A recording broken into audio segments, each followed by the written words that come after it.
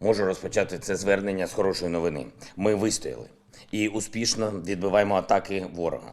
Бої тривають у багатьох містах та районах нашої держави, але ми знаємо, що ми захищаємо країну, землю, майбутнє дітей. Київ та ключові міста навколо столиці контролюються саме нашою армією. Окупанти хотіли заблокувати центр нашої держави і поставити тут своїх маріонеток, як у Донецьку. Ми зламали їхній задум, вони не отримали жодної переваги над нами. На наших вулицях, у небі Києва, у Василькові, у Вишгороді, навіть у навколишніх полях тривала справжня битва за Київ. Ворог застосував проти нас усе – ракети, винищувачі, безпілотники, артилерію, бронетехніку, диверсантів, десант. Окупанти б'ють по житловим кварталам, в тому числі з реактивної артилерії, намагаються зруйнувати енергетичні об'єкти. У них дуже підла тактика. Зруйновані ракетами та артилерією житлові будинки – це остаточний аргумент для світу, щоб разом з нами зупинити окупаційне нашестя. Кажу це максимально зараз відверто. Народ України вже заслужив і має право отримати членство в Європейському Союзі. Це і буде ключовим свідченням підтримки нашої країни. Настав вирішальний момент раз і назавжди закрити багаторічну стратегічну дискусію і прийняти рішення про членство України в Європейському Союзі. Обговорив це сьогодні з Шарлем Мішелем, Урсулою фон дер Ляйн, Еммануелем Макроном. Антивоєнна коаліція діє. В Україну йде оборонна зброя та обладнання. Вже маємо майже повну підтримку країн Європейського Союзу щодо відключення Росії від СВІФТу.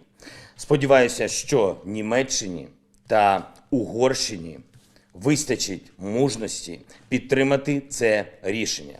Нам мужності вистачає боронити свою батьківщину, боронити Європу. У кожному нашому місті окупанти отримують жорстку відсіч. Умань, Одеса, Херсон, Миколаїв, Донбас, Харків, Суми, Чернігів, Київ. Всюди, де ворог вбиває наших людей, Збройні сили України роблять усе, щоб зупинити і знищити окупантів. Львів та інші міста Західної та Центральної України, які піддаються атакам з повітря, тримаються стійко. Молодці. Кожному українцю треба пам'ятати одне. Якщо можете зупиняти і знищувати окупантів, робіть це. Всі, хто може повернутися в Україну, повертайтеся, щоб захистити Україну. А потім у нас буде з вами дуже багато роботи, щоб її відбудувати. Всі, хто може захищати Україну за кордоном, робіть це цілеспрямовано, згуртовано, безперервно. Всі друзі України, хто хоче приєднатися до захисту, приїжджайте. Ми дамо вам зброю.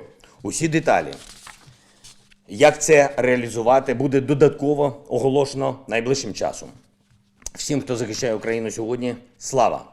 Ви герої!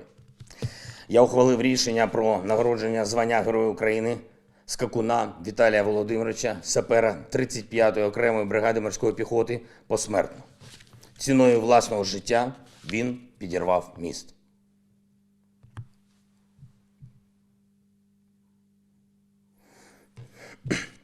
А теперь я хочу, чтобы меня услышали в России. Абсолютно все. Тысячи жертв, сотни пленных, которые просто не могут понять, ради чего их отправили в Украину. Отправили в Украину умирать, убивать других.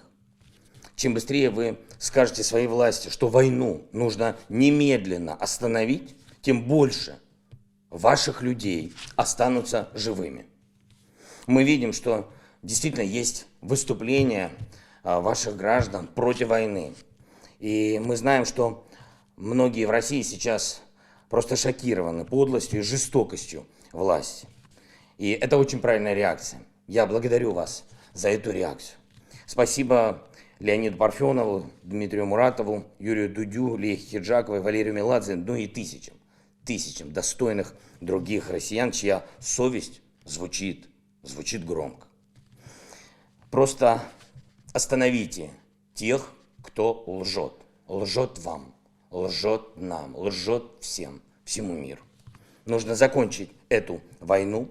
Мы можем жить в мире глобальном, в мире человеческом. Наші військові, нацгвардійці, Нацпол, тероборона, прикордонники, спецслужбовці, громадяни. Тримайтеся, всіх переможемо. Слава Україні!